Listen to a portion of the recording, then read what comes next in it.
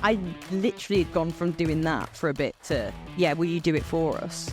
And I was like, yeah. Really? But inside I was like, this is mad. This is crazy. This is Everton Football Club. I'd done it. But cocaine particularly, and alcohol I was bad with for years. I just couldn't. And eventually I just was like, if I don't stop, I'm going to die.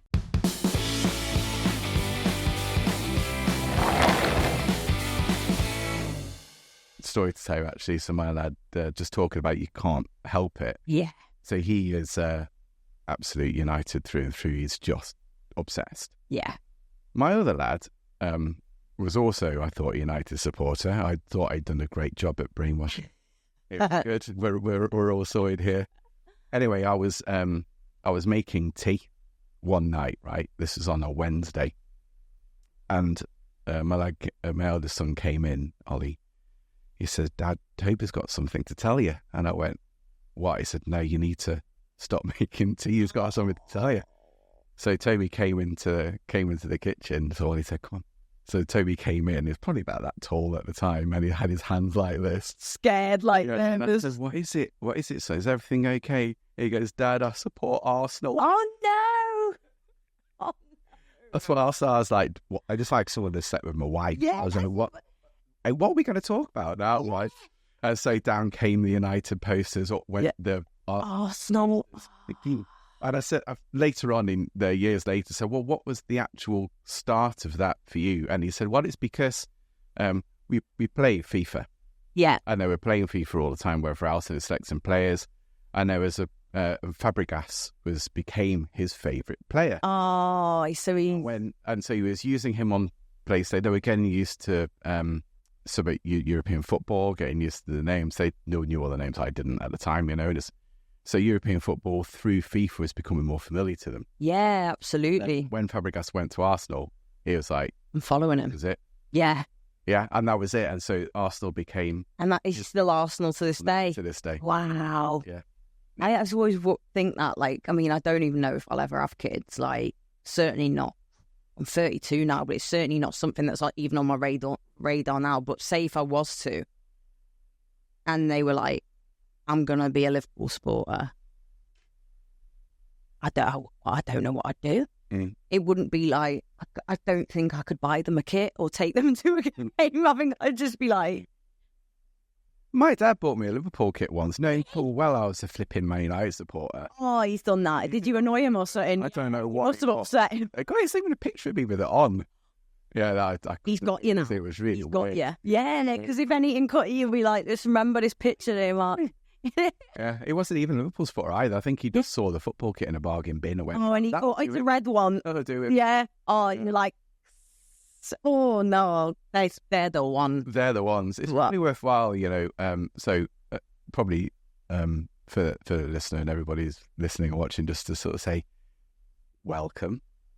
Thank you so much for having me. I had to tee it up for a while, haven't we? So again, really appreciate you being here. It's probably worth your while saying who you are.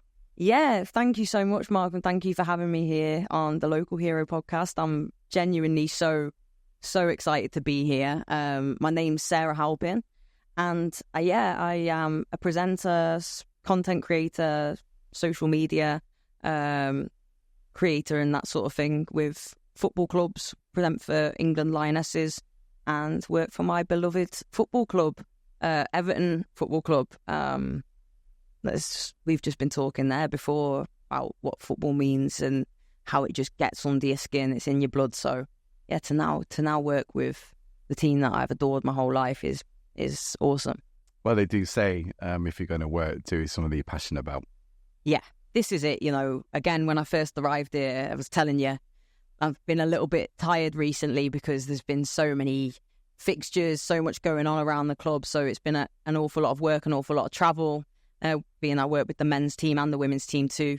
But said to you, you have to just, when you are tired, when you go home and you're absolutely knackered and your eyes are stinging, just think, yeah, but look what I get to do for a job. It's amazing. And that's it. It's not easy though. It's a lot of hours. Yeah, it is a lot of hours and a lot of travelling. The travel kills you though. Do you know, I think people think, oh, you just sat in a car or whatever, like it's fine. It like I can get. We had, for example, the weekend just passed. The men had a game at Goodison Park on Saturday, so I was there, get there 3-4 hours before the game, work the game, do the little like pieces before. After the game, if it's a positive result, get a player to speak to, get some like social media stuff with them. Then it's a few hours after the game before you get home, and then the next morning we had, and it's the emotional kind of fatigue as well from a game, because being a Blue, like it's that extra thing. The next morning I was up at 5 to get on the road for 6:30 because the women's team had Arsenal away at the Emirates. So by the time we even got halfway to London, I said to my mate, like, who was traveling with me, I was like, I feel like I've already done like the shift. I'm that level of tired, and we've still not even got there. And then we've got to do all the work, do the game, do the work after the game, and get back. So it takes it out of you. And we had Newcastle midweek that week, Wednesday, a late game there and back. And that went to penalties as well. But as I said, when you don't get beat, at least, you know, when you lose them games, it kills you, I'm telling you, because you just... Long drive home, innit? A long drive with not much talking, because, it does affect my mood massively if the results haven't gone our way. If Everton lose, generally you're going to get a different version of Sarah than when we win. Yeah. Football's it's a genuine thing. It's part of our culture. I mean, it's like it is a genuine cultural thing, like going to the pub. It is a thing. Huge. And as I say, you can't. The football team does choose you. It really does. And some people may influence you in it. Depends if you're born in the city or not. I'm not sure. I think probably where I was, because there was a number of teams to choose from, as it were. But as I say, I ended up being a United supporter anyway. But it still matters. The day, and you're watching the game, and you feel great, and who do you forget stuff that's going on elsewhere? That's it. It's an outlet, isn't it? You know, like if you're having a particularly tough day and then your team wins, I think you're better equipped to cope with the rubbish stuff that's happened that day. And it's mad because it is 11 people kicking a ball around the pitch, and it dictates so much of how you're emotionally feeling. Yeah. And on the flip side, you could have loads of stuff good that's to be grateful for, but at the time when that full-time whistle blows and you've lost, or it's a stinker of a game, those things for that little bit of time seem to like not matter. And I actually have to remind myself, it's football, and I've got a roof over my head, I've got a family that loves me. I'm not like literally go back to that be grateful, but I'm still in a bad mood. It's crazy, but also that's just how it is. There's no way I could pick it up and put it down and go, I don't want to be this obsessed with football or Everton anymore. It's like United, that's your team, that's just the way it is, and always will be. Way it is. It is. It's in, and we said before, you know, when the bad times can be rubbish, but that feeling that you get when something good happens, a big win, or like, you know, for example, last season, winning a Merseyside derby at Goodison, which I hadn't seen us do for years, and under the lights, we win 2-0, secured Everton staying up, pretty much stopped them winning the league. Yeah. Sorry to any Liverpool fans listening, but like we've been so tough for the last few years, and just like nights like that where everyone's just enjoying themselves and buzzing, like it makes the lows. I wouldn't say that one game makes the lows worth it, but you've got to treasure that high you get when it's good. Yeah. Get that from national teams as well. Yeah. England done well, haven't they, as well, in the last few. I was really disappointed the final, you know, the last two finals of the Euros that couldn't come away with winning it. But I saw the women win the Euros at Wembley, and it's one of my friends, Chloe Kelly, that scored the winner against Germany. So that's one of the best days of my life. Pride, isn't it, as well? Yeah, huge pride. And seeing also how the whole nation took to the Lionesses and the women's team after that. It wasn't just the women, the females, and like it was everyone. Like, but it's your country, exactly. Right? And so I'm going to give you an example because you wouldn't have seen this. So to give you an example, we were in the Lake District when the final was on women's. Yes. And I just, regardless of where you were, whatever village, as you sort of drove through, we went to Keswick, I think it was actually, and I can tell you the place was packed and everybody was there for the football. Love it. So regardless, so you're in the middle of the mountains, yeah, by a lake, And the place was still packed full of people watching it, and there was queuing out the door, and this was pub after pub or whatever. Do you understand what I mean? Yes. People go there for hiking, and they go there for adventure, but that day they were there for the football. I love that. I love that so much. And that might be happening in whatever tiny little place in the middle of nowhere, right? Yeah, you see, that's it. Like the St. George's flags out, and people taking that pride of seeing a team go and fight for them and bring home a trophy against Germany as well is extra special. 90,000 at Wembley. And yeah, I've been working in women's football for like 7 years now as well. So to see how the kind of culture and the view towards it from the larger audience has changed and the game's grown, just it makes me so proud. And I think that game had a huge, immeasurable impact on that as well. But yeah, I couldn't have imagined that 7 years ago that you'd get a 90,000 sold out Wembley, or some of the attendances and attention women's football's getting now, which it deserves. So yeah, I'm buzzing to hear that story about Lake District, even that it's popping up there. I don't know. Honestly, it was brilliant, and I just think that kind of about women's football itself, I think has obviously been on a journey. Of course, it has. Yeah, and but I can tell you this, is that the observation I had, I think we must have gone through a period of it with the blokes teams that I know. I started, honestly, getting really pissed off with the theatrics. Yeah. It was doing my head in, right? So I'm more into football where, okay, make a tackle and just crack on. Yeah. You know, and that's kind of the way I felt when I ran there was a youth football team I used to run until they were 18.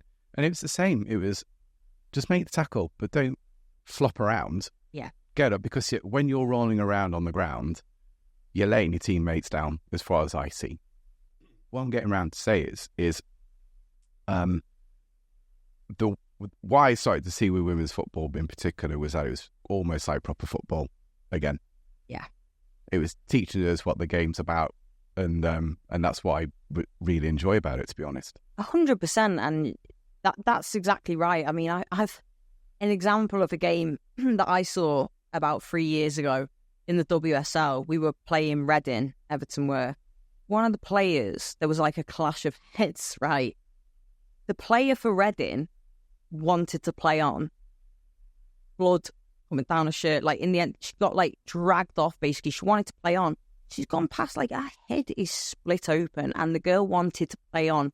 And I just thought, wow. You know what I mean? Like, that's it. That's just, they just want to play football. She was fine, by the way. She was fine. Like, she did get substituted, but she was absolutely fine. Made a speedy recovery. But like, there's just none of this diving, cheating. You might see that creep in a little bit more. I don't know as it grows, but as the stakes get higher.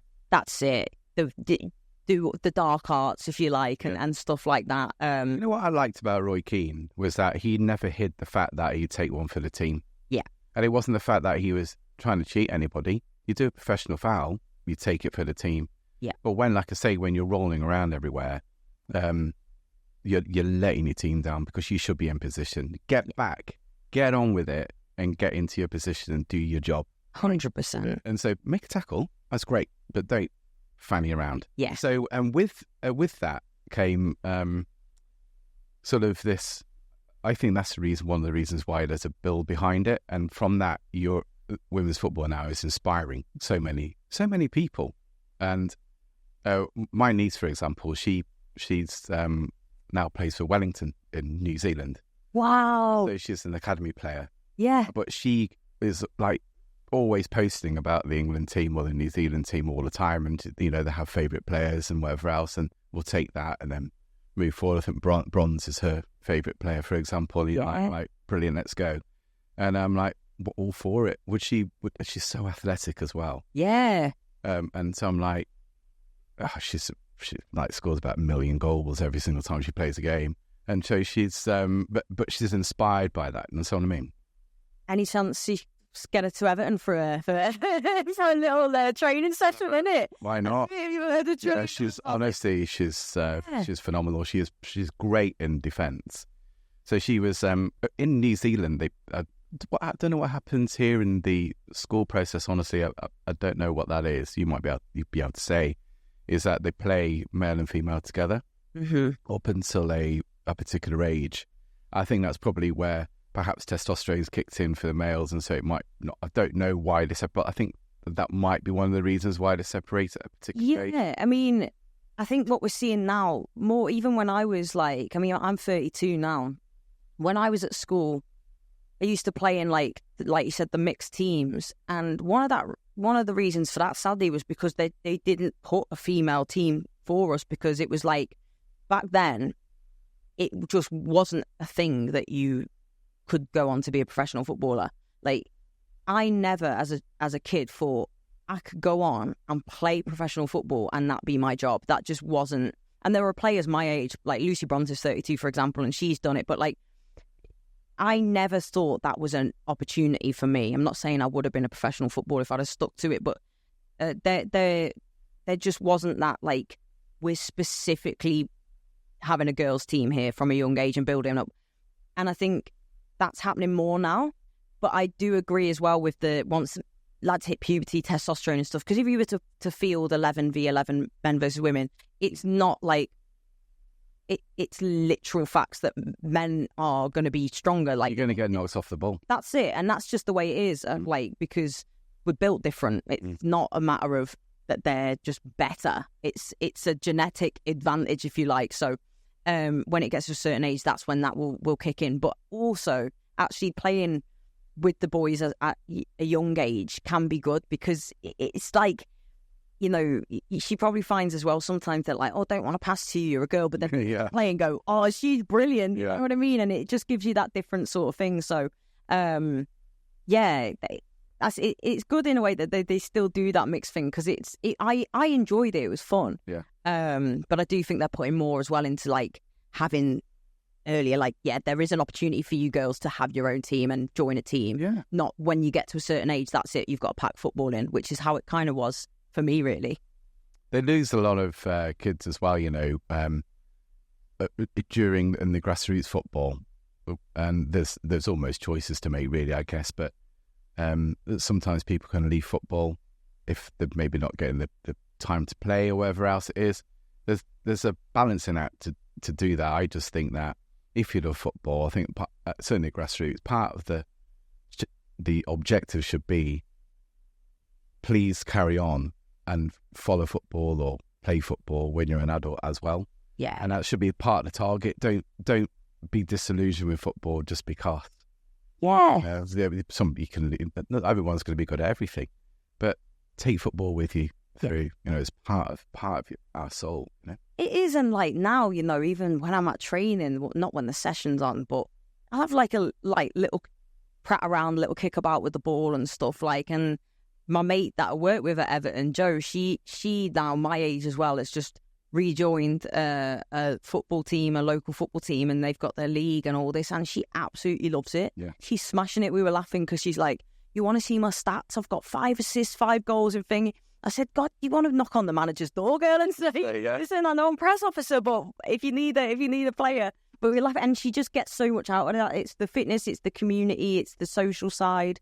So yeah, I totally agree with that. Just because you might not make it as a professional footballer, I know some people get that enjoy solution. Play. Yeah, play. It's something for the soul, isn't it? Like you said about skateboarding before off camera, like it's what it does for you, for your soul, for your well-being, for your mental health. I think so.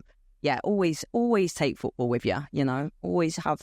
It brings you back to being that kid having a kick about. Yeah, you know, it's great. I love it. Yeah, absolutely. Mental Health Day yesterday, wasn't it? Yes, World Mental Health Day yesterday. Yeah. It was. And I was so busy working, I didn't post about it, but that's such an important day. And every day is important with mental health, but it's good to have that focus on, because I think, it's something that personally I struggle with still to this day. I always have done. Which a lot of people probably wouldn't realise by how I present. Quite bubbly, quite like outgoing, smiley. But yeah, it's something that's that I battle with still to this day very much, and it's great that we have a day that we kind of highlight that, I guess. I was thinking about it yesterday, and I think what's really good about I think social media has got a lot of things to answer itself for, by the way. But I do think that one thing is that it's allowed people to express the fact that they're feeling knackered or exhausted, and they've got to try and figure out, am I just feeling tired? Am I feeling stressed? Whatever it is, and that can have negative effects on you either which way. But people are able to try and talk about that, at least is got to be a phenomenal way forward. I mean, it's got to start saving lives at some point. I just worry about the suicide rates and whatever else is going on. But I was thinking about this because when I was at school, there was this guy, a really good friend of mine. He lost his life actually when he was in his 20s. He was 25, and he was bubbly character, always a clown of the class. He wasn't necessarily attention seeking in the sense that he would pretend that he was good at something and then he wasn't. He would always have a quip to say or whatever else like that. Yeah. What he started doing, certainly in high school, was that he'd start, I don't know, spraying aerosol onto a sock and sniffing it in PE and stuff. And I'm like, well, what are you doing? Yeah. You know, what is it that you're doing? I didn't really recognise what was going on there at all. Yeah. And then I left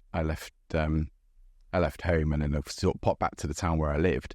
And then it ended up in the end that he ended up being a drug addict and then overdosed and died, you know. And and I was like, what was all that about? Mm-hmm. And you wonder whether or not when people are trying to be funny in class, or they have an overpowering personality, maybe whatever it is some of these things now that they're getting recognised in one way or another. Yeah. I mean, like you said, even like that young age, the aerosol and the sock thing, even that it's like getting some sort of like hit from it. And often, you know, the first time I tried alcohol, I'd have been about 13. Like, and, you know, I know you're not meant to drink till you're 18, but I think most kids will have a little drink with the mates or whatever, and not on the sly, you know what I mean? Like, we'd snuck some like double bottles of WKD and all the rest of it. My friend had a party with a few of us, and I the first time I had alcohol, I was like, whoa, I like this because it changes how I feel instantly. And I literally remember it. I remember the first time I was drunk and loving it, like thinking, oh, this is great. Like, I was feeling like this. Now I feel completely different, completely altering to what I'm thinking, what I'm feeling. I went on to have 11 years from then till 24 battling alcohol addiction, battling drug addiction. I was bad with like cocaine, like marijuana. Cocaine obviously is a bit of a different drug. Everything really you could think of, bar the really heavy stuff like crack or heroin. Other than that, I'd done it. But cocaine particularly, and alcohol, I was bad with for years, and I didn't really know why, because my immediate family didn't have any issues there. I wasn't in a bad situation at home. Like, both my parents loved me, my sisters, friends. I had a house. Like, I couldn't make sense of why I became addicted to things. And I did for a while convince myself is that because I'm gay as well, and that I hadn't come out, and that was why. When I did come out at like 19, nobody really cared. My family were fine, my friends were fine, so I couldn't blame it on that anymore. And yet I carried on, and I managed to stop. I got some help. It took a long time till I got to the point I tried loads of things to stop, but I just couldn't. And eventually I just was like, if I don't stop, I'm going to die. Like, that's how bad it got. And a lot of people see me now and think that can't be, but it really was. My little sister didn't think I'd make 25. Whereabouts were you growing up then? I grew up, so I live in Liverpool now, but I lived in Peterborough till I was 4. I was actually born in Wakefield, lived there till I was like 1. Lived in Peterborough till till I was 4 or 5. Then I lived in a place called Bridge North, which is a really, really small town. Yeah. Not too far from where you grew up as well. So spent like 16, 17 years there. And yeah, I mean, a tiny town, and like considering how small it is, just pubs. It's like shop, pub, charity shop, pub. Like there's like 40 pubs in this tiny little place. So I was sound, you know what I mean? I always had somewhere to go. But yeah, a mad thing really. But I later, only last year, got diagnosed with ADHD, and I realised now so many of those things that I struggled with, addictions, depression, major depression, anxiety, all come under the umbrella of ADHD. But as a female, when we're kids, we just do not get seen. We just get completely overlooked. I was a naughty kid, or had potential but just couldn't focus, couldn't see it through, couldn't follow up on things. You know, it's crazy. And that's a big thing, actually, learning of my diagnosis last year. Like, I always knew, since I started researching it myself, I was like, I'm pretty sure that I have ADHD. When I got the diagnosis, the woman pretty much said I was riddled with ADHD. So not sure what. In my arm, or yeah, in it. Where is it? No, but yeah. So I look back on those things, and I'm like, oh my god, like that. And your friend, you know, it could be something like that. Like these mental health issues, mental health, ADHD often goes hand in hand with like bipolar and major depressive disorder and things like that, anxieties. And he was identified.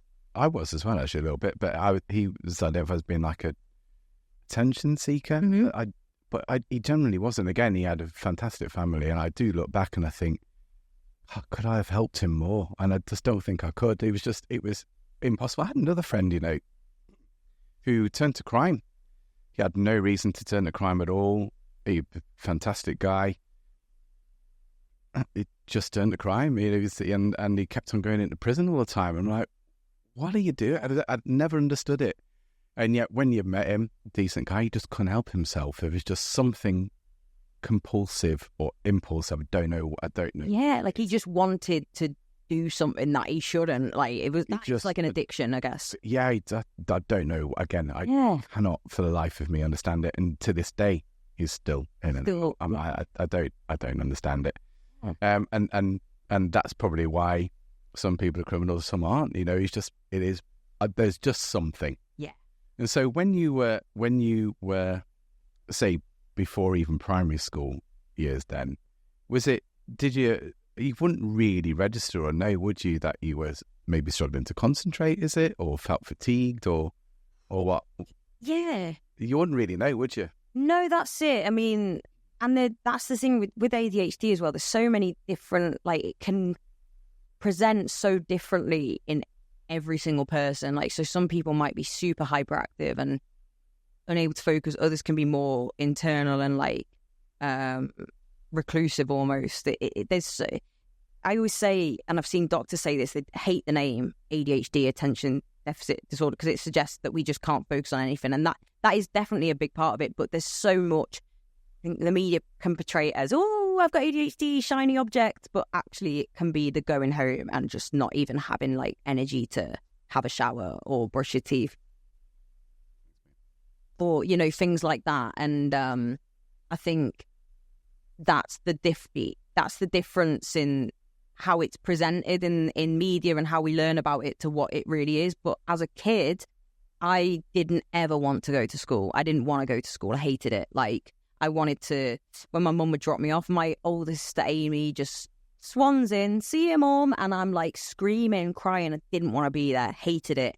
And yeah, those ages, it was like my mum knew there was something, and she tried everything, bless her, like throughout my childhood and up until teens, like took me to however many doctors, to how many specialists, and I just got, she's like depressed, or she's anxious, or she has potential. She just needs to be more committed to like seeing things through and structured and all these different things. So my mum, bless her, and my dad, actually, they feel guilt that they didn't know what was wrong with me, and that they,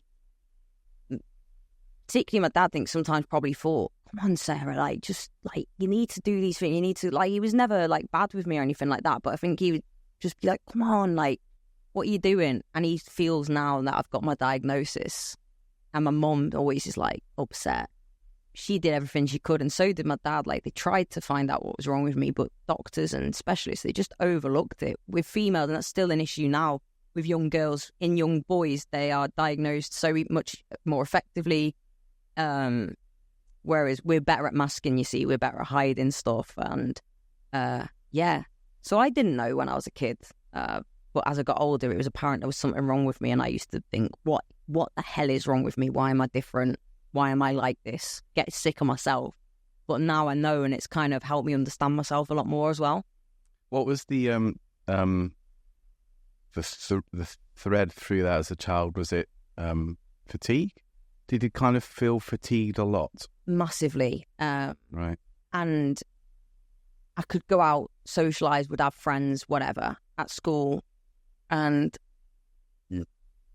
little things, or when I'd have to focus, or I'd be exhausted, or I don't always take verbal instruction very well, which I've learned is an ADHD. Like, I like to write things down. So if the teacher's talking, I am listening. I'm genuinely looking, trying my best to listen. But then by the time it comes to writing down stuff, I might not recall what they've said. So I would then be like, oh, you're not listening, Sarah, or you're this, or... And sometimes I would find it hard to sit still for a certain amount of time. I'd get a bit restless or start talking to my mate, and then I'd be sent out. But when I'd get home, zonked, because it's like the overstimulation, overwhelm, and I still get that today when being in football, working in football. It's a lot of stimuli, it's a lot of being overwhelmed, and I kind of deal with it on the match day, get through it, then I get home, and it was like that even as a kid. I think just exhausted all the time because my little brain was trying to cope with so much, and it didn't have the same makeup as others. I think so your sanctuary was probably your bedroom, and then you'd be like knackered. Oh, by the way, you got to do homework now. Sorry, there's so much pressure on kids. You know, I thought that you kind of don't realise it until you have kids, really, and you kind of go, why are they making them do 17 hours of homework today? Can the lad just be?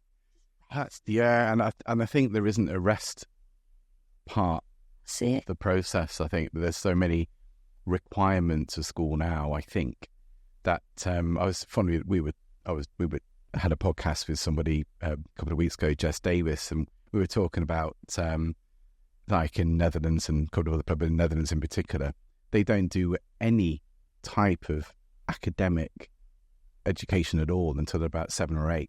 Yeah, because the way the brain works. So with our country, we've got to learn how to write and join up writing by the time you're 4, just because someone goes, our children of 4 can speak 2 languages, and another country over there goes, well, ours can do algebra, and they're 3. So no, and they're all marking themselves against this like fictitious book of awarding each other these well done, everyone. It makes no difference to that child whatsoever. You kind of have to go through a process, which is, can you imagine today if you're at work, for example, and you've got to learn and retain 7 things every single day on different subjects and know them all the way through. So you've got geography, maths, English, art. You've got to get your PE kit on pretty quickly for half an hour soaking. Then you've got to go back and do French. We're doing Spanish as well, which is cool. And then we're going to do a practical. And then, can you just do some homework on this, by the way? Every day. I'm not sure. I don't know how kids do it. Yeah. And you wonder why everyone ends up being knackered. That's it. And, like, when you've literally just put it like that right now, kind of just made so much sense to me of why I just was like, I do not want to be there. Everything in me, like, it was like, I wasn't like, I'm not going to go to school because I'm like bunking off and I'm like skiving and I'm off like causing trouble. It was like, I can't go. And it's this 7 subjects in a day, go swimming, soaking wet, and got time to dry your hair. And if you're 5 minutes late or 2 minutes late for your lesson, you're getting a detention. You're then punished and you have to miss your lunch. There's so much, isn't it? Lot. It's crazy. Like when you think it really is like obscene in a lot of ways, I think. And I think everyone needs to calm down. Something needs to calm and then work out the best way forward for everybody. And again, not every child is the same. Some can cope with that, some can't, whatever else. But I still think as a whole, as a square box, I don't think that we should be doing anything like that with kids until they can cope with it. When you look at the stats in Netherlands now, for example, they're one of the most educated nations on the planet. They pick up languages a lot easier because the brains have already formed.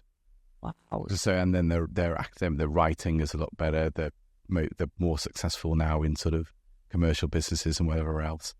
There's the pituitary gland thing, which I think is where they're one of the tallest on the planet as well. Yeah. There's a lot of things around, I think, the way they develop kids. And I think then, and also, but I do think that the issues that you have are in you anyway, right? But I do think that the coping mechanism for that helps you later. And so the ADHD issue and the suicide rates, for example, are a lot less in the Netherlands. And you've got things like, listen, when you're in a cold climate, in dark environments, that's not always good. Yeah. Right? So there has to be ways around it, but piling all this pressure on kids. And so I just wonder, the reason why I wanted to bring it out with you is because a lot of people will be listening, will be inspired by you, because we'll talk about the depths of despair where you were, but look at you now. And also being able to identify those little points as a parent. If I could see that in my kids, for example, I recognise this. I'm not going to put some pressure on him today to do A, B, or C. Let's just chill. That's it. Right, let's do that. And so perhaps people could recognise that. Listen, you're not going to get rid of that chemical problem you've got, whatever it is, but there's a coping mechanism potentially where maybe people are listening they'll go, I recognise that now. Yeah, and that would make me so happy to think if there's anybody listening that either recognises things in themselves or their kids or whatever, or a friend, because so much of the problem is we actually want to like please people. We want people pleasing is like a big thing with ADHD. Like we want to not let people down because we've always been sort of told that we've let people down without meaning to, by simply just having the kind of brain that we do. I used to always think, I'm not like a bad person, like I'm not, but people would be upset me, you've not been to school again, you've messed up this assignment because you've not understood, in my mind I might have done some homework in the way what I thought it was meant to be done, but the teacher's gone mad at me because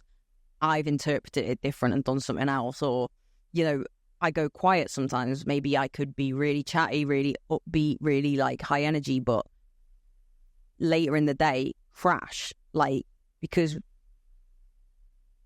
we mask, as I said, so well as well. So when we're out, we have to turn it on a bit, but then it leaves your tank empty. So any of those, if you do have kids or whatever that you think, like, let them have that downtime, try and understand it a little bit more. Because our brains just, well, for me personally, after being so on it, it's decompression. I need to decompress. If I don't decompress, then in ADHD, it can present like when you're overwhelmed, overstimulated, you get like, it's fight or flight. So I can be more snappier or like seem like spiky, like irritable. It's because my body's like, oh, I'm so overwhelmed.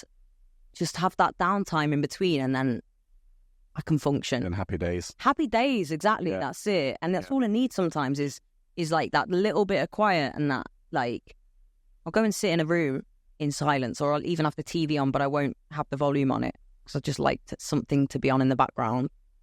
And I'll just sit there and like scroll through my phone or read, or just sometimes just literally just sit there and do nothing just to calm the nervous system, decompress, because we get very anxious too, like very anxious. And when you're overwhelmed, when you're overtired, all those symptoms are worse. So I think, if you know anyone with ADHD or you have it, be kind to them, or just be kind to yourself, because we beat ourselves up a lot. Yeah, it's a lot of pressure. It is. And of course, you've got to go to work. I think the point is that the world doesn't stop. We've got to earn it. We've got to earn a living. We've got to do those things, haven't we? Absolutely. And if you can find something that you love doing, but try not to beat yourself up too much. And I would say, I was wondering whether or not trying to keep things more simple. One can overcomplicate stuff, and maybe once you start adding pressure onto your life, maybe that's kind of like a bad thing. So in other words, try not to get the biggest house you can possibly get, and then the biggest car you can possibly get. And I tell you why, because you've got to pay for them. So if you're try and get yourself in a position where you're not, there's one less thing to worry about. Yeah. Keep it simple.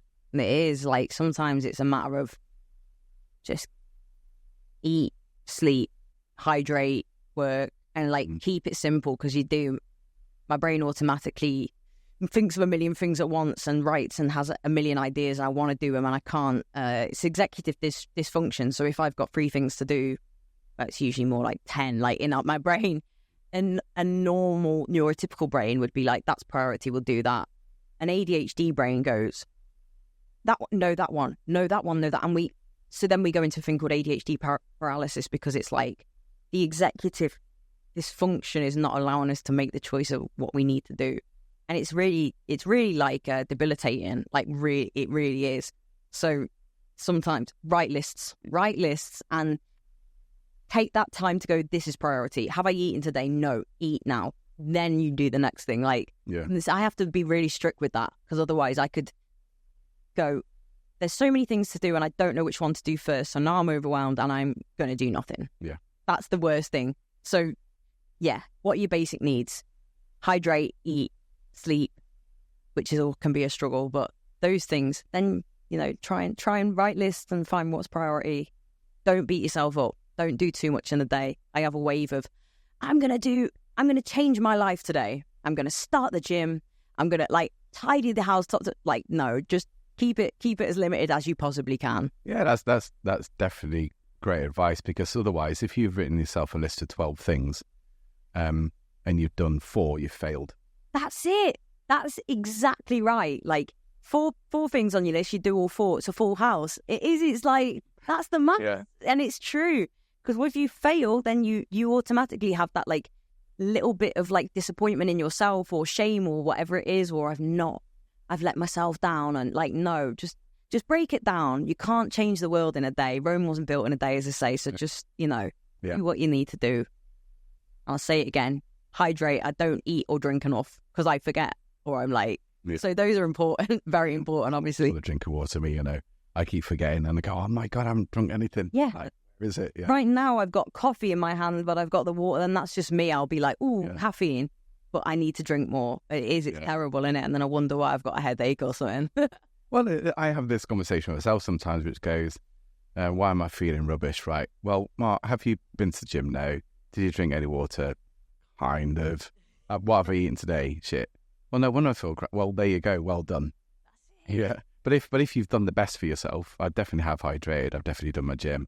I'm definitely eating better. That's good. Did I get some sleep? Yes, I did. And then if the outcome is I'm not feeling so great, there's got to be, can't be one of those 4 things, can it? Exactly. And that's it. And if you are doing those 4 things, then whatever else it is you need to do in that day, you're way better equipped to do it than you do. You can rush around all you want trying to tick things off your list and do a million things. You haven't eaten, you're going to crash and burn. You haven't drank, you're going to get a bloody cracking headache and just be on edge. It's mad how much difference people go on about sleep. It is huge. But just eating, sometimes I'm exhausted or I feel like I might not have eaten all day. Just look after your body and your mind as much as you can, and the rest will follow. Won't always be easy, but it will be a lot easier if you do those things and put yourself first. And the funny thing is that when you're in sports, particularly giving an example with football, there's a massive expectation. Well, I would wager that there's going to be quite a few players who are going to feel exactly the same way as you, and yet they've got to ensure they perform every single day. And so going on the basis of that, sometimes you just need a rest. It doesn't work out, does it, as an athlete? And there's a massive expectation of athletes, I think, which is you've got to perform, you've got to play all these games. By the way, we're also going to do the Nations League now as well, just on top of everything else. But what are you getting paid £190,000 a week? So what's the problem? Some people will just simply not be able to operate that way, I'm afraid. So you're going to have to think of something else.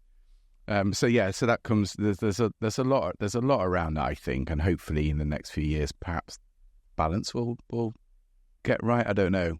I hope so, because it's a big thing trying to maintain like mental health, work, everything. Like, because we put so much in life as human beings on our jobs. Like, and I said, I'm happy I do a job I love, but you've only got like one life right now. I don't know what happens after, so I'm not trying to. Anybody's listening, he's like, who knows?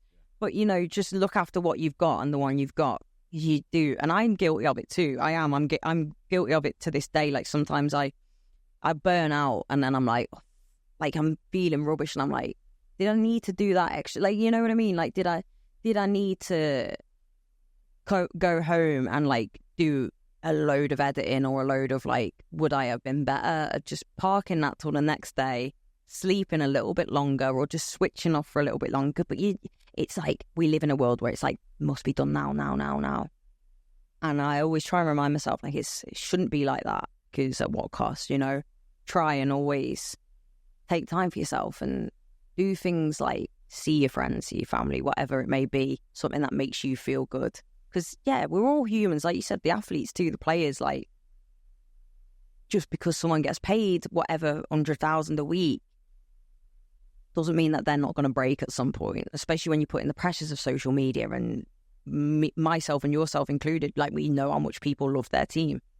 So sometimes people go about trying to vocalize how much they love their team in the wrong way by sort of saying the worst things humanly possible to these people because they haven't won a game of football or they've made a mistake. And like, we said it off camera earlier, people don't go out to deliberately not play well or not have a good day at work. It just happens sometimes. And imagine like someone coming up to us and going, you were being terrible today. Like, I hope you're like, it's crazy. It's sad really, but it's almost like, well, they get paid, so they can take me giving them pure shit. Like, no.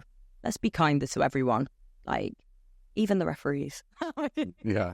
Well, the thing is that everyone's human, but there is it's not an excuse to underperform. It's more about actually, I would say encouragement is better. Rather than negativity. It has a massive negativity. It has a massive impact on all sorts of things. And so having that, listen, you got to stand up and be counted. But especially when you're in team sports, do your job 100% or don't do it.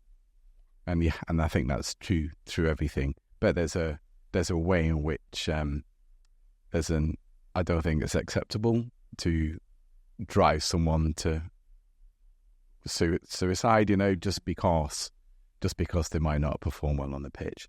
Yeah, I agree. Like, I think with football fans like yourself, somebody has a bad game, but you can literally see that they're trying so hard, it's just not their day.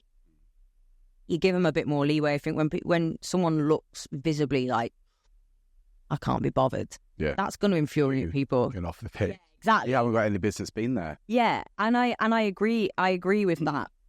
Because I think that's a natural. When we care so much for something, we see someone doesn't seem to visibly be like. And you sometimes see that in football matches. Like, I'm not saying Everton, just in sports, but still, it's like, it's the abuse thing. We can be all but annoyed. Like, we can absolutely be annoyed, but don't need to. I think it sort of reflects more them. Yeah, what's going on with them? Yeah, honestly, and it's a way of venting. And you kind of see everywhere, even in social media, they're venting. Well, focus on your own life. 100%. Because there has to be a reason why you're trying to make yourself feel better. Yeah. And that isn't it. Thanks very much for feedback, by the way, but if you could focus on yourself a little bit more, how about that? So I'm curious. So because you had a bit of a leap, right? And when I sort of read your bio, I was like, this is a leap, this. So I think when we talked about my friend, I think there's some similarities actually, which when I read, I thought, that was him. I recognize this. You sought out actively or inactively, he just so happened he sought out drugs and everything else, trying to find a coping mechanism. I think there's probably a rebellious nature to it, not proactive rebellious. It was, this feels right and I don't know what I'm doing exactly. So you went through that whole process. I think once, when I did speak to my friend, actually, I don't know if this is the same for you.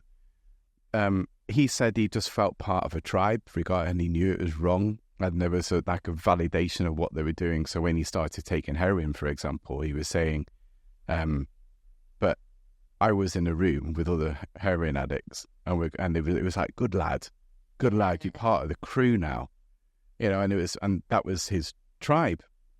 So you felt validated. Yeah. Was that a similar experience for you? I think definitely in terms of, like, I would find that I wanted to be around other people that were doing what I was doing, because if people weren't, it would make me feel almost like judged, or would make me look at what I was doing as not normal, or not what I should be doing. So there'd be nights where I'd go out with certain friends. We'd go out and my friends, as the years went on, realised I was getting progressively worse with stuff, and we might go out, and sometimes I go out with every intention of just having a couple of drinks, but as soon as I've had that first drink, I'm off. Like, it's like when am I texting someone to get drugged, whatever it was, it would always escalate. And the mates I'd go out with might be like, yeah, well, we're going to call it a night, or you should, and I'll be like, see you then, off, and I'm straight off, trying to track that, finding people that I'm like, you're like me, like he said, your tribe, you're like me, I can see you've got, you know, like, you're off to the toilet, I'll come and be with you, and then you end up going to like an after party at someone's house or whatever, and it was almost like, yeah, you know, you kind of, you know that what you're doing you shouldn't be doing, so you don't feel judged when you're with other people that do, and in your mind you kind of convince yourself that they just don't understand, whatever. So you do, if somebody, when I got well, there were certain people that I had to kind of not brutally cut from my life, but just slowly just remove, because you need to find a new tribe in a way, like, because otherwise you're validating yourself, what you're doing, you know it's wrong, but you're with others that are doing it. Yep. So it's almost like, well, sod them, like, we'll just carry on doing what we're doing. They don't understand, or they think they're better than us, like, and it's dangerous getting into that mentality and that thing, because you become more comfortable in doing the madness, really. It kind of goes into this psyche, which is I definitely subscribe to, which is if you want to succeed in, say, a particular thing, let's say you want to be a bodybuilder, right? Well, then please hang out with bodybuilders, and you're going to get the best. You're going to build the best version of being a bodybuilder by being with bodybuilders, and then, you know, and learning from them and everything else. Or if you want to be great at financial services and be a CEO, then guess what? Hang out with people who are positive, who understand what it's like to be a CEO, and you're going to learn from that. Same goes with negativity. If you're with negative people, you have to stop the negativity. Otherwise, there was I worked for a business once. It was when I was a lot younger, and it was negativity breeds negativity. So in other words, when you were sat, it was a sales job actually, or when you were sat in this row and you're waiting for the person to come in, and you're going to go and take them around and sell to them. If you had someone come back into that and go, well, that was crap, and Simon didn't do what he said he was going to do, and whatever else, that is like an infestation in that sales line, and everybody else starts to complain. Yeah. Oh yeah, that person didn't do what they should have done, right? And so it genuinely is infectious, and negativity breeds faster than positivity. And there has to be a human chemical thing about that. And I don't know what it is, right? Maybe we need to find a psychiatrist who does know. But that genuinely happens. Yeah, I couldn't agree more. Like that, and you've got to stop the rot. if you like, if you are with people, I know sometimes if you're having a bad day and you let it take you, it will take you.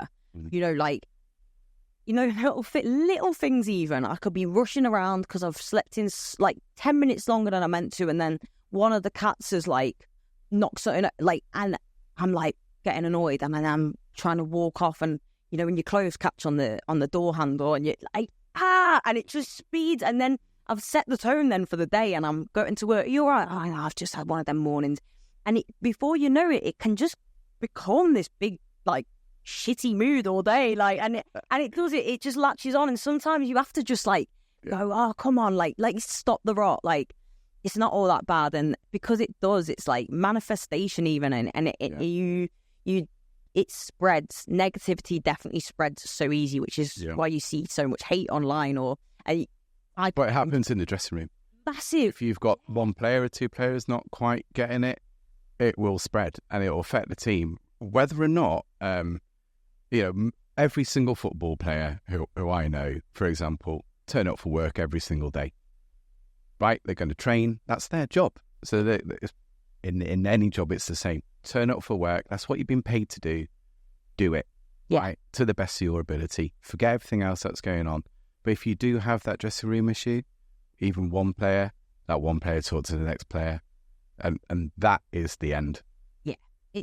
You see it, don't you, all the time in football, like all the time. If there's a manager maybe under pressure, and you've got a team and full of like superstars, but the superstars aren't performing, and it starts with one, and then you see on the pitch like and people say it's like down in tools or whatever, because it almost is. If someone's unhappy and then they spread their distaste to what's happening, or the manager or the circumstances or whatever, and then someone's like, yeah, you're right, and it spreads through. That's why you see managers, getting sacked all the time nowadays. Like, or a manager goes to a big club, like that's come from it, done really well at a slightly less big name of a club, goes to a bigger club where they've got bigger players, and I'm not having you tell me what to do. And they're gone because it's egos and negativity, and it can spread. So and there is a difference between, listen, the world isn't unicorns and rainbows, is it? Right? And so there is a difference between having an altercation, because the world isn't built like that, and yet there's always going to be disagreement. There's always going to be, but that's just unacceptable. You need to do this and do it. Yeah. That's different to being actively negative because of your own failings, right? And you have to recognise that. That works in any workplace, particularly teams. Yeah, 100%. And like just in life, like, so I have to snap out of it if I'm in a bad mood at work, or it can be something that's not work related. Like I said, clothes catching on a door. Like, I can just be having a bad day, and like I have to have a word with myself. Sometimes I frown. I'm like really bad frowning. I could be really happy, and I'm like this. My mum says, separate your eyebrows. I'm like, what? She's like, you look really angry. I'm like, oh, sorry. You know what I mean? I'm a frowner. I'm a snarler. But you can probably tell I've got that, and I realise I've got two expressions, which is surprised or perplexed, and that is it. Twins. I've got like, I think it's that one. Yeah. I think I'm like, what? I could be happy, and I'm like watching something, and I'm like this. Constantly. And I'm like, yeah, why? And then I can feel, or so, if there's anyone listening who does Botox, I'm here for you. I'm CEO, 100%. I probably had these since I was about 4, though. That's the thing, like snarling. Because you're like, yeah.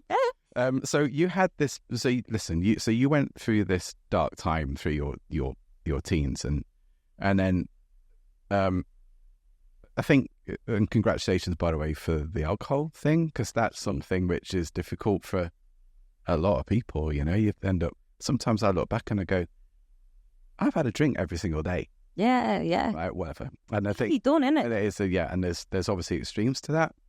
And I think you got yourself into the AA, which is, again, is a positive step. What I was wondering was through the chaos, there must have been a creative element to you which you couldn't express at the time, because you don't end up in doing what you're doing without having some form of like creative ability in a way. So I'm wondering, was that trying to come out as well whilst you're trying to figure out everything else?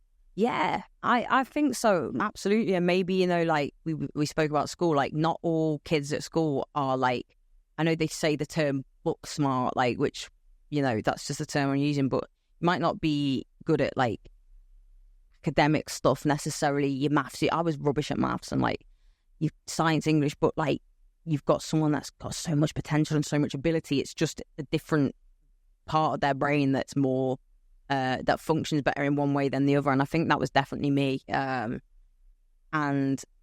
when I got sober, I've always been a huge Evertonian. Like I talk about Everton, whatever. I started doing, you know, you put things online, don't you? And I asked to do a few podcasts. My little sister was studying at John Moores University, where she was helping produce on a show called Across the Park, which is like they'd have Derek Mountfield. Was it David Fairclough from Liverpool? So former players for each team, and they would discuss the results from the weekend before with Everton and Liverpool and blah de blah. And the guy that was like producing that, who my sister worked with at uni, and she was helping behind the scenes, I just was chatting to him because I'd gone over to Liverpool to stay with my sister, like getting sober and like just go out there and have a nice time with her for a few days. Neil, he's called, and I was just chatting to him about Everton because I'm a massive Evertonian, and he was like, I really like how you talk about Everton, you know, like, and you've got a sort of thing about, how would you feel about coming on here? Because they'd have the two former players and then a couple of fans. And he was like, I'd like to get you on. So I was like, oh yeah, amazing, because I'd done a few podcasts and things like that. So your podcast? Yeah, or like guests of like podcast called The Blue Room, which is it's huge, like it's a big Everton podcast, and then like Toffee TV, various like Everton fan thing, because I'd speak and then you get invited onto podcasts, and you know, I enjoyed doing that stuff. That was really big for me as well. It was like, getting to go on a podcast and talk about Everton. And then I was speaking to Neil brought me onto that one, which was like local TV though, like Liverpool TV or whatever it is. So I started doing that and then became a regular on that, and then the podcast, doing more and more of that. And I had all of a sudden like people like requesting for me to come on and talk about various things. But then Everton Women, I was like, wanted to go to. I noticed their coverage like obviously wasn't as big, like even to what it is now. It was tiny, and I'd gone to one of the games. I would start doing Radio City Talk and stuff like that in Merseyside in the big tower, and it just was getting bigger. And I was like, whoa! And this was all because you did one podcast, yeah. And then it sort of went, snowball. You just went like that. Because people were like, oh, we really like you on it. Like, you talk, you speak sense, you talk well, like, you've got a good, whatever it is. Can I just ask, sorry, but did you find that when you gave up alcohol at that point, did you find that your capacity to do this then improved? Was that what it was? Massive, like, because before I could never get anywhere. Like, I was too busy either being drunk or whatever else, and then trying to recover from it. And I'd have a little part-time job in a health food store. And my manager, God love her, Sally, was so patient with me, because I'd turn up, I was still drunk, or I'd be turning up and I was hungover, or I would be really late, or I wouldn't turn up at all. And she was so patient with me. But it was like I was just trying to hold down this little part-time job and drink, and like I didn't have any room for anything else. But I always had this passion, huge passion for Everton and talking about Everton. But if I was still drinking, there's not a chance I would have been able to do these podcasts. It'd be something like, oh yeah, I'm booked in for this, I'm really excited. Oh, I'm absolutely drunk and I'm still out at 9 a.m. the next morning when it was due to be, or whatever it was. There's just no way I would have been even picked to do a podcast if I was still drinking. Not a chance. Right. So suddenly your network's improving. You're turning up on time to these broadcasts. Yeah, accountable for once in my life. Yeah. And being able to speak about things and realizing like, oh, I'm good at this, because I just do it because I enjoy it. But people are like telling me I'm good at it, like, and that's not what it's for. Like, but I thought, oh yeah, like, I really like doing this. This is great. But there's a massive difference then, isn't there? So you had this gift, because not everybody's got the confidence to do it, right? You must have had something with the gift for it. And then you made the leap when, which got you on camera, because there's a difference between being like talking and then being on camera holding the mic. How did that go for you? Oh, it's such a different thing. And it was the women. It was Everton women used to play. We've now got our own stadium near to Goodison Park, but played in a stadium Southport. So I would go out there, and I'd gone to Everton and said, would you mind if I, for like my podcast or for Toffee TV or whatever, interviewed a couple of the girls after the game, and then we post them? I think it was pre-season. It was a Merseyside derby pre-season 7 years ago, and Everton had said that I could. So I did. I got Gabby George, who now plays for Manchester United, and Claudia Walker and Kirsty Lavelle. I remember the 3 players it was, and I spoke to them after the game, just with my phone. Like, I think my mate was filming it. Okay. My little phone, and I was talking to him over the little barriers. And Everton, like one of the staff at the club, like saw what I did, and he was like, we really like how you kind of present and like the questions you asked and that sort of connection conversation you have with the girls. Like, how would you feel about doing, like, next time doing it with us? So it was almost like a trial, I guess. I literally had gone from doing that for a bit to, will you do it for us? And I was like, yeah. Really? So I was on Everton Women's like Twitter on a little video after, and I was like, oh my God, what? This is amazing. Because I just wanted to grow the coverage for the women, because I have a passion for it, and I thought, there's not many people interviewing them, and I wanted to just shine a little bit of light on it and get via these Everton podcasts a bit out. And before I know it, I'm doing it for Everton women, and then I'm travelling home and away on the team coach with them, being put up in the hotels with them for, I'll get away games, and you have to try and like be the part. I had to do a team initiation as well and sing in front of them all, like in a hotel. Like, you have to try and like not come across on those days like you're like, whoa, but believe me, I was like, I tried to not be too cool. But I was like, just you belong here. Like, you don't want to look like you won a competition. Do you know what I mean? But inside, I was like, this is mad. This is crazy. This is Everton Football Club, and I'm doing something with them. And they just grew and grew and grew. And now I've been, the men's team started with 2 in 2020. So is that with Everton Football Club itself, but you're also doing it for main media coverage as well now, aren't you? Yeah, I do stuff with, I've done like bits on Sky Sports, like bits with Channel 4. 5 Live. 5 Live, talks, but all of those. And England now as well, Lionesses, who are just huge. So I've presented at like St James's Park, all sellout crowds, King Power, Stadium Alight, MK Dons, all the other. I've got another one coming up in Coventry next month, England game, where I do like the in-house presenting and the in-game announcement and all this stuff. And mate, it's just blown up. So yeah, passion for Everton, you're making sense. Obviously you're engaging, so people are going to want to talk to you. They know they're not going to be shafted by what you got to say. You're passionate about the team, you're just talking about it, aren't you? Then how did the international link happen from that? Was it literally natural to go to because of this players who play for Everton and play for England? So was it a natural progression for the international team? It's a strange one. So like in 2020, when it was COVID, Everton started doing a show called Everton Live, because there was no fans in the stadiums. So I was like, me and this guy called Rich were hosting and from empty Goodison Park, and we'd have former players on, and we'd bring team news, and we'd do like just bringing them to Goodison because they couldn't get there. And that's produced by a company. And years later, because we still do stuff with the men's team now on all the home match days, one of the guys from this company emailed me and was like, would you be interested in presenting for England, because they're looking for a presenter, and I actually like suggested you because I see you for the Everton stuff and you're really good, really engaging. I know you're like super like into your women's football, you're knowledgeable about the women's game.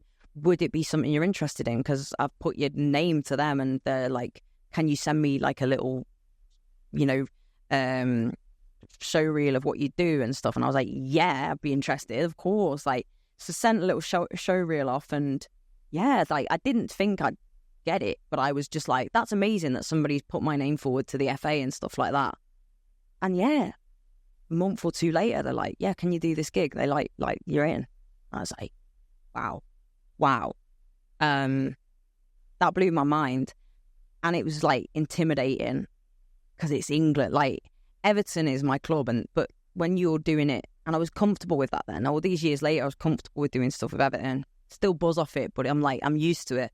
This England, it's like a different thing. Like, I'm not talking about Everton, and like, I'm an Evertonian. The fans know that I'm an Evertonian, and a lot of people in women's football know that because I'm sort of doing front in the women's media. But obviously I'm all for England. Even don't matter who the players play for at club for England, I'm for them, you know, and I love it. But that's how it happened. But that was intimidating, but also really exciting. I just didn't want to fail because I do the voice of God, which they call it, which I didn't realise that's what the term was even, because it makes me laugh. I'm like, how narcissistic does that sound? Like, I am the voice of God. But so that's all knowledgeable. Yeah, that's it. Like the voice. So I have to do like the team reads, the in-game stuff, the goal out, like the show beforehand, which is on the big screen in the stadium, which is intimidating. Like, when you know it's a sellout at St. James's and your face is on the screen, like if you mess up, there's no hiding. There's nowhere to hide. There's nowhere to hide if you pronounce someone's name wrong or like you make a mistake. And I was a bit scared. But once I got that first one done, I wouldn't even say I enjoyed it, the first gig.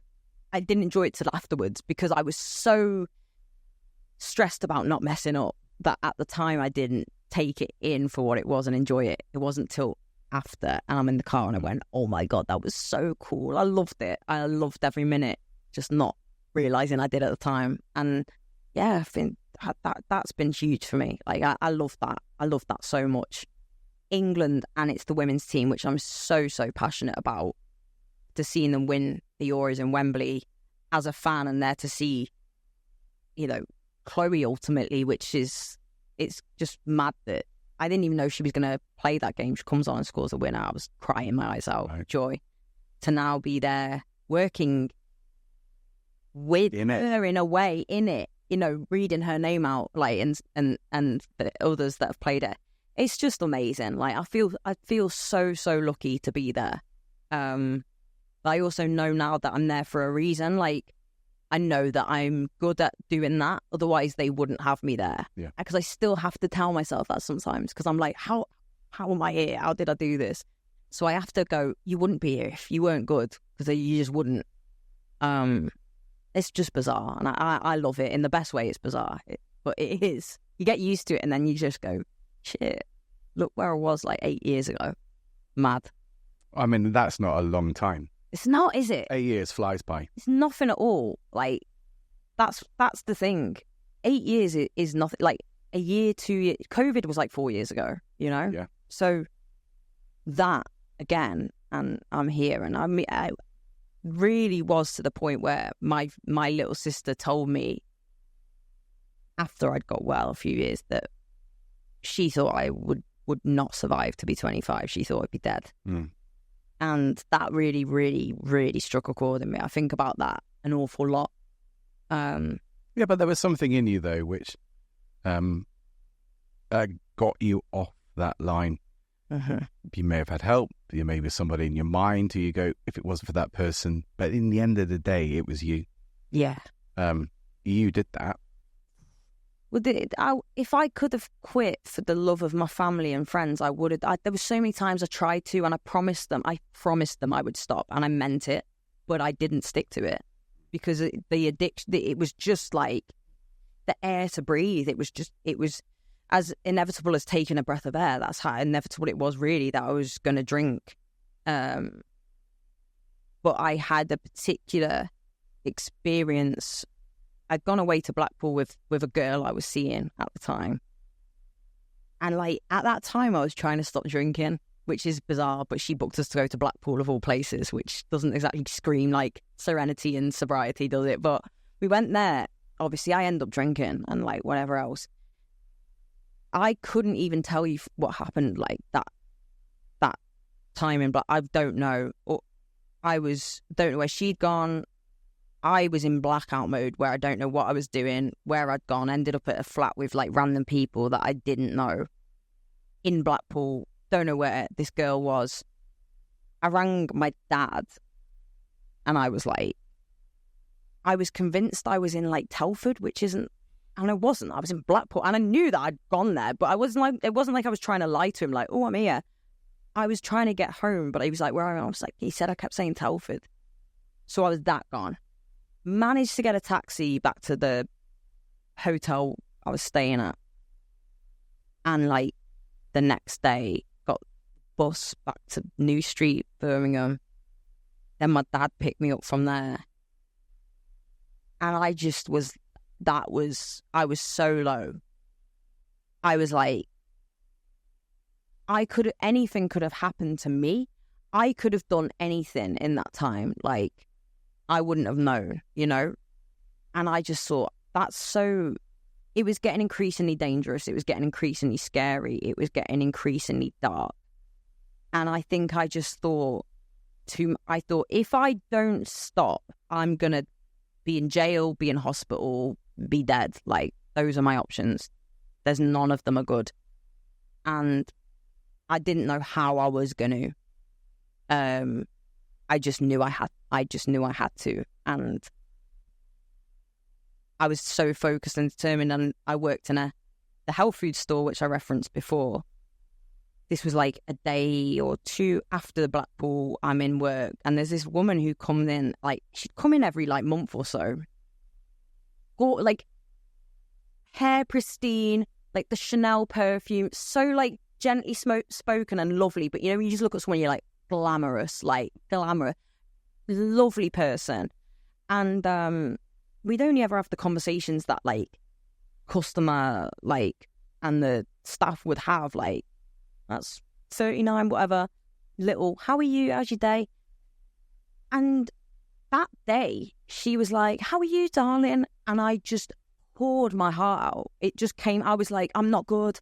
I'm really not good. Like, I need to stop drinking, or I'm scared. I don't know what I'm going to do. And I don't know what made me just do that, but it just came out. And she literally had and she put a hand on mine and she was like, I go to AA. I've been sober for 6 years. I'll take you to a meeting if you want. Take my number. I'll take you to a meeting. And I was like, my God, that's crazy. Because it was that exact moment, that exact desperation of like, and just pouring my heart out to this person that we were strangers really, other than like seeing each other once a month for when she'd come and get her almonds and that. Like, and now she's going to take me to an AA meeting, and that's exactly what she did.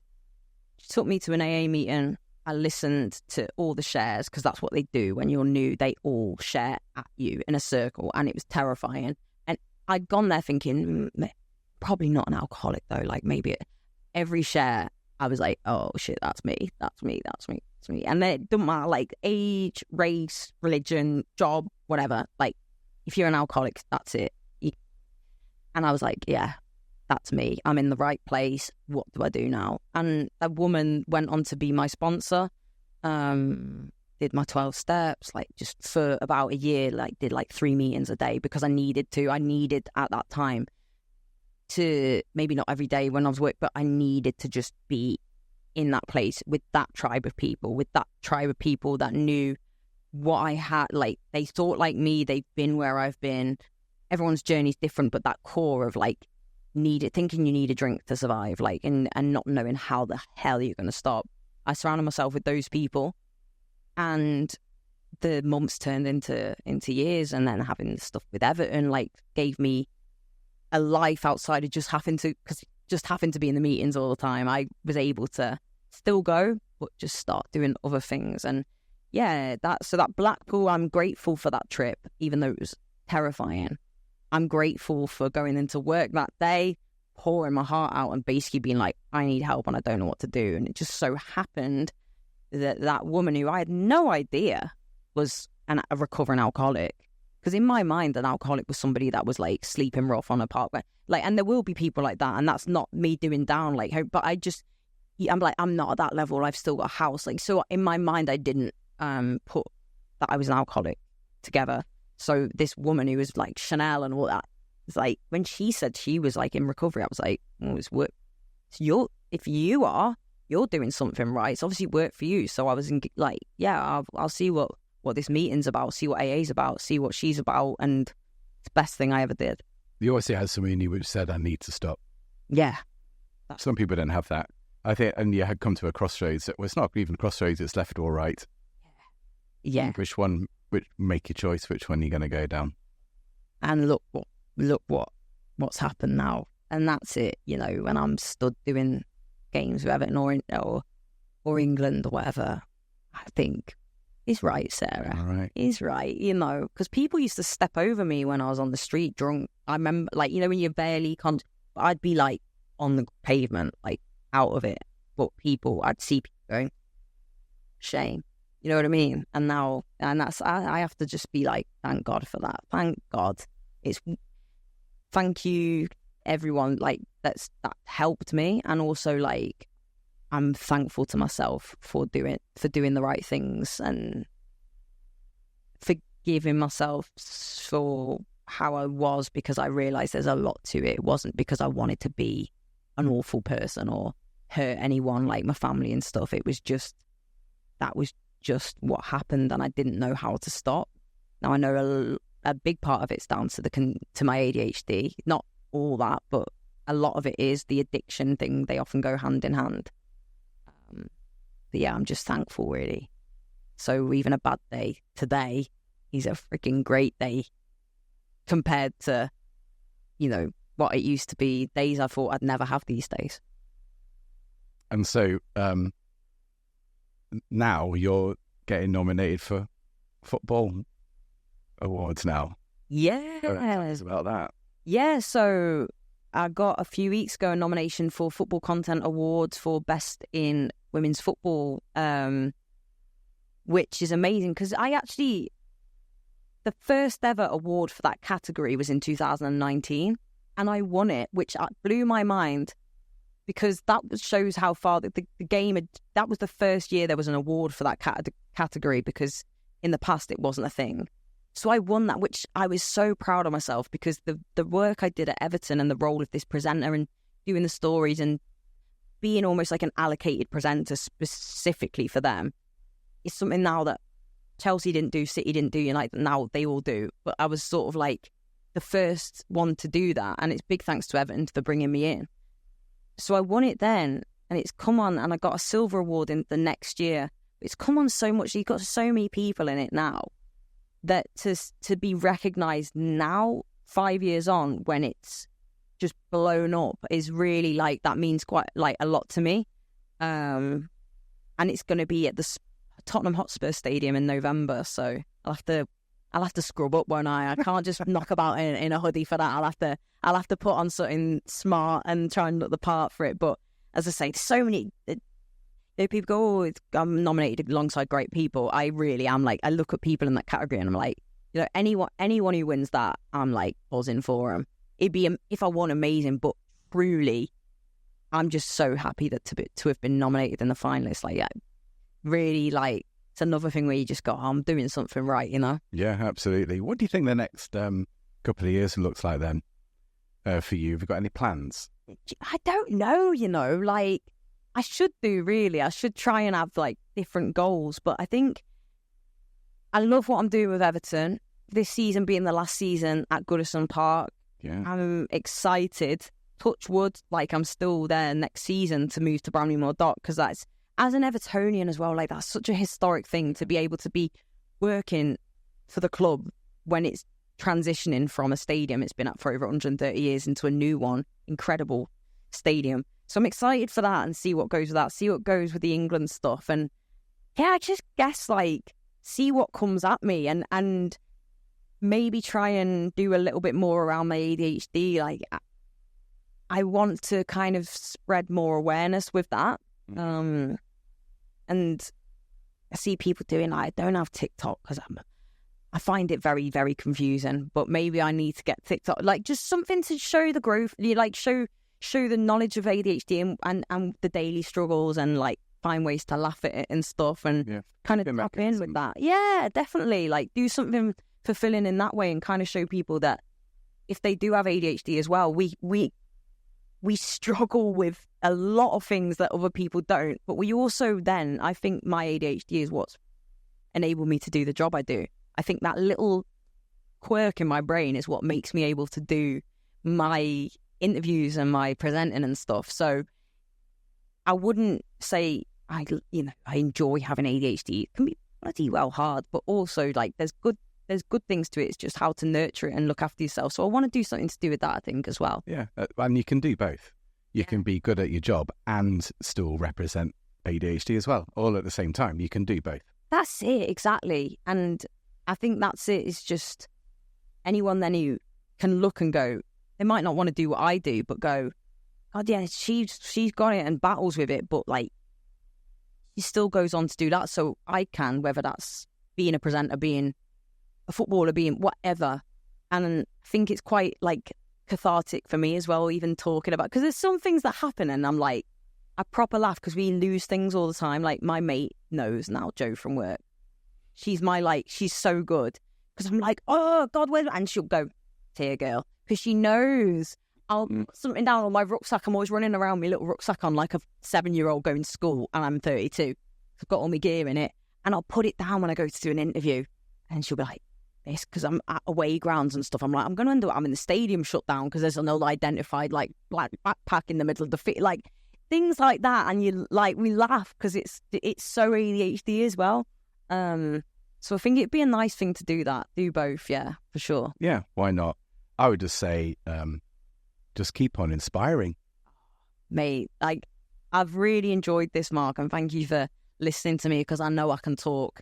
You're going to have a lot of editing to do there, cutting me down. But no, I've really loved it. And yeah, you also equally inspire me and love the podcast, love everything you do. And yeah, it's been a genuine pleasure. Which leaves us, you know what I'm going to say? Do you know what I'm going to say now? I think so. What I'm going to say? Are you going to say that I'm a local hero? You are a local hero. Thank you so much for coming. I love that. Thank you so much. I made it.